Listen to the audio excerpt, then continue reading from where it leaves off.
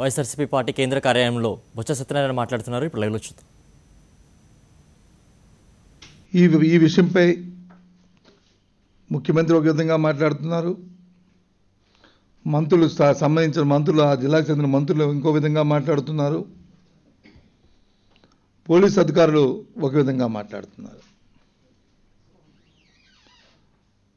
Police అధికారులు అంటారు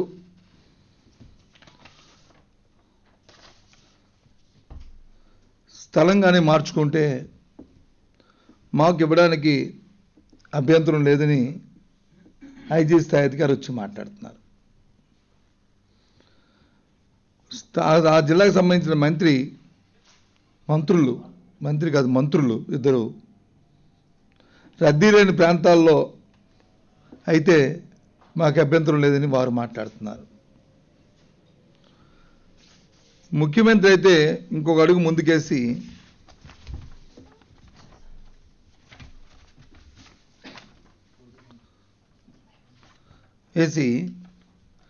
ఆయన చెప్తున్న మాటలు చూస్తుంటే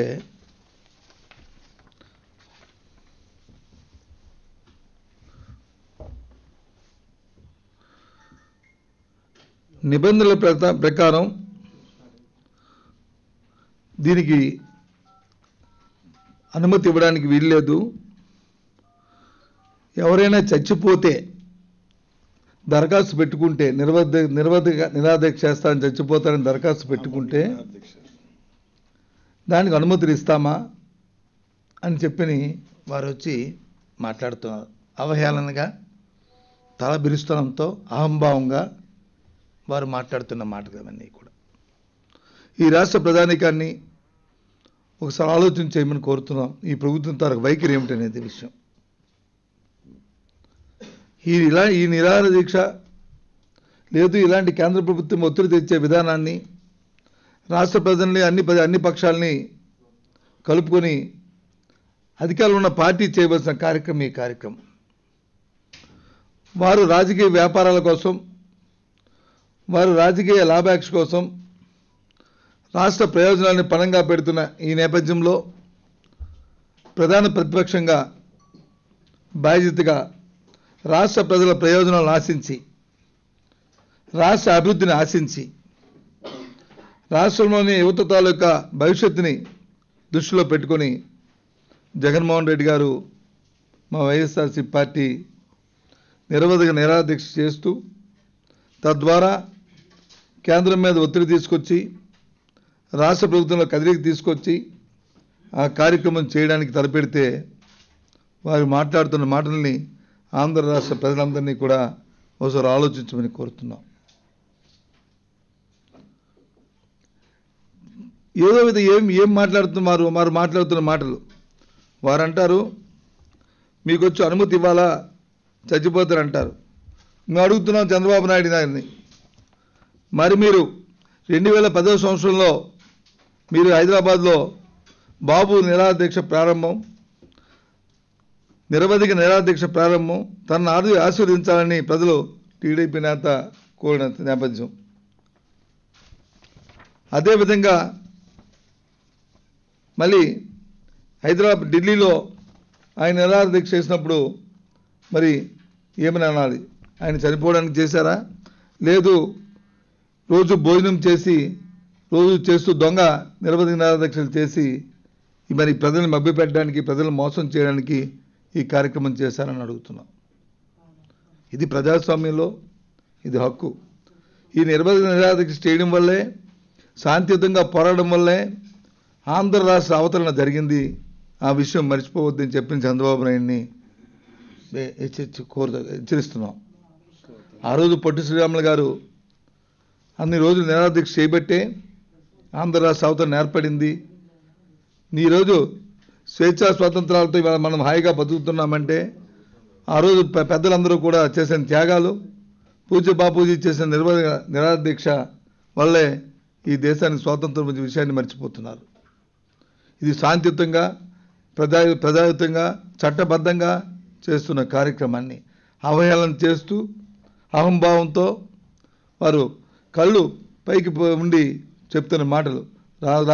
రాజ్యాంగంలో ఒకసారి ప్రజాస్వామ్యంలో ఎన్నికైతే 5 సంవత్సరాలే ఉంటాం తప్ప స్వాస్థ్యంగా మన ముఖ్యమంత్రి అనుకునే పద్ధతిలో వారు మాట్లాడితే ఇలాంటి వాళ్ళు కాలగర్భంలో కలిసిపోయిన నేపథ్యాలు ఎన్నో ఉన్నాయి. ప్రజలతో తిరస్కరించబడిన సందర్భాలు ఎన్నో ఉన్నాయి. చంద్రబాబు నాయుడు గారు ఇలాంటి అహంభావపూరితమైన ఆవేశపూరితమైన మీ మాటలు ఇవి మంచిది కాదనే విషయాన్ని ఇవాళ చెప్తున్నాం. ఏది ఏమైనప్పటికీ కూడా నిరాహార దీక్ష చేయాలని నిర్ణయించుకుంది వైఎస్ఆర్సీపీ పార్టీ. జగన్మోహన్ రెడ్డి గారు చేయాలని నిర్ణయించుకున్నాం. ఈ నెల 7వ తారీఖు నాడు నిరాహార దీక్షని, వచ్చే నెల 7వ తారీఖు నాడు నిరాహార దీక్షని గుంటూరులో చేయడానికి నిర్ణయం చేయడం జరిగింది. పార్టీ నిర్ణయించిన విషయాన్ని మీ ద్వారా రాష్ట్ర ప్రధానికానికి తెలియజేస్తున్నాం. అయితే నిన్నటి వరకు వారు చెప్పిన మాటలు చూస్తుంటే ఆ స్థలం వచ్చి రద్దీ స్థలము, రోడ్డుపైన చేయకూడదని అంటున్నారు. ఇవాళ నేను ప్రత్యక్షంగా నాతో పాటు మా పెద్దందరం కూడా వెళ్ళి పోలీస్ అధికారిని, ఎస్పీ స్థాయి అధికారిని, ఐజీ స్థాయి అధికారిని కోరడం జరిగింది. వారు ఆ రోజు చెప్పిన మాటలు ఇది కాదు, ఇంకో స్థలంలో చూడండి అని చెప్పి కోరడం జరిగింది. మేము బేస్జాల పోదలుచుకోలేదు. మేము వచ్చి వ్యక్తిగత ఆరాటం కోసం మేము పోదలుచుకోలేదు. కాబట్టి రాష్ట్ర ప్రయోజనాలే మాకు ముఖ్యం, రాష్ట్రానికి ప్రత్యేక హోదా మాకు ముఖ్యం, నిరుద్యోగ యువతకి వచ్చి ఉద్యోగ అవకాశాలే మాకు ముఖ్యం, ప్రాంతాల్లో అభివృద్ధి మాకు ముఖ్యం. కాబట్టి ఈరోజు మేము పూర్తిగా మా పార్టీ పెద్దల్ని ఇవాళ పోలీస్ అధికారులు కలవమని ఇవాళ కోరుతున్నాం. మీకే చిత్తశుద్ధి ఉంటే, మీకే రాష్ట్ర పట్టగానే ప్యాక్స్ ఉంటే, రాష్ట్ర అభివృద్ధి జయమైతే ఎక్కడ స్థలాన్ని మా వాళ్ళు ఆల్టర్నేటివ్ స్థలాన్ని ఎంపిక చేస్తారు, ప్రత్యామ్నాయ స్థలాన్ని చెప్తారు. దయచేసి అక్కడ మీరు ఇవ్వండి, ఇచ్చి మీ చిత్తశుద్ధిని మీరు నిరూపించుకోండి. ఇవాళ రాష్ట్ర ప్రయోజనాలకి కాపాడడానికి మీరు ముందుకు రండి. అంతేగాని స్వార్థం కోసం, స్వలాభం కోసం మీరు మాత్రం మాటలు చెప్తే ఈ ప్రజాస్వామ్యంలో ప్రధానికం క్షమించడనే విషయాన్ని ఇవాళ మనవి చేస్తున్నాం. వారు చెప్తున్న మాటలు indefinite hunger strike is not permissible as per law అంటున్నారు. చట్ట ప్రకారం కాదు అంటున్నారు. మరి రాష్ట్ర ముఖ్యమంత్రిగా 9 సంవత్సరాలు ముఖ్యమంత్రిగా చేశానన్నావే, మరి ఇంకా మళ్ళీ ఇప్పుడు మరి ముఖ్యమంత్రిగా ఉన్నావే, మరి చేయనప్పుడు మరి ఏ రకంగా నువ్వు నిరవధిక నిరాదీక్షని ఆ రోజు చేపట్టావని అడుగుతున్నాను. మరి ఏ రకంగా నువ్వు ఆలోచన చేసావని అడుగుతున్నాం. ఏ చట్టాన్ని నీకు ఆ రోజు అంగీకరించిందని అడుగుతున్నాం. ఏ చట్టం నీకు వచ్చి పెర్మిషన్ ఇచ్చిందని చెప్పి అడుగుతున్నాం. ఇవాళ వచ్చి తల బిరుస్తూ అహంభావంతో ఇలాంటి మాటలు మాట్లాడుతూ వ్యక్తిగత దోషాలు చేస్తున్నారు. ఇది సాంప్రదాయం కాదు ప్రజాస్వామ్యంలో అని చెప్పి ఇవాళ హెచ్చరిస్తున్నాం. రాష్ట్ర అభివృద్ధిని చెప్తున్నావు. రాష్ట్ర అభివృద్ధి ధ్యేయంగా నేను వచ్చి పనిచేస్తున్నానని చెప్తున్నావు. ఏమిటి మీరు చేస్తున్న అభివృద్ధి? ఏమిటి నిన్న సింగపూర్ వెళ్ళి మీరు చేసిన కార్యక్రమం?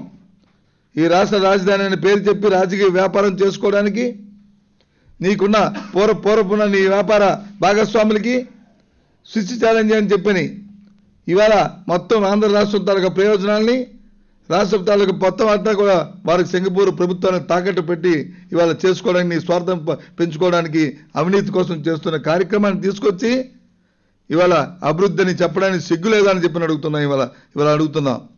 ఇవన్నీ కూడా ఉత్తేపావు రాబోయే కాలంలో అన్నీ కూడా దాన్ని తెలిస్తే ప్రజలందరూ కూడా తెలుసుకుంటారు.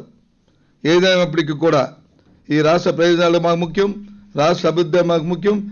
ఒక ప్రధాన ప్రతిపక్షంగా మా తాలూకా బాధ్యతగా ప్రజల తరపున ప్రజల కోసం మేము పోరాడతామనే విషయాన్ని మరి తెలియజేస్తూ 7వ తేదీన గుంటూరులో నిరాహార దీక్షకి మరి తేదీని ప్రకటిస్తున్నాం.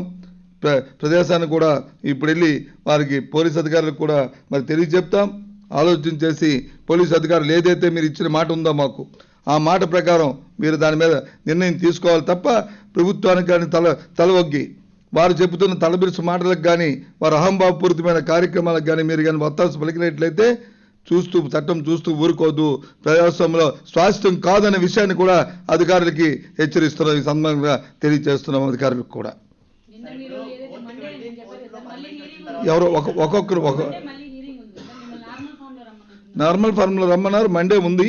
సో కాబట్టి ఇవాళ శనివారం, రేపు ఆదివారం, అందుకే 2 రోజులు సమయం ఉంది. కాబట్టి మేమే కొద్దిగా ఎందుకంటే రాష్ట్ర ప్రయోజనం మాకు ముఖ్యం కాబట్టి, రాష్ట్ర అభివృద్ధి మాకు ముఖ్యం కాబట్టి ఆల్టర్నేటివ్ అనే విషయాన్ని వచ్చి ఆ మంత్రులు అది పోలీస్ అధికారులు వారందరూ చెప్తున్నారు కాబట్టి మేము వచ్చి మళ్ళీ వారిని వచ్చి కోరుతున్నాం.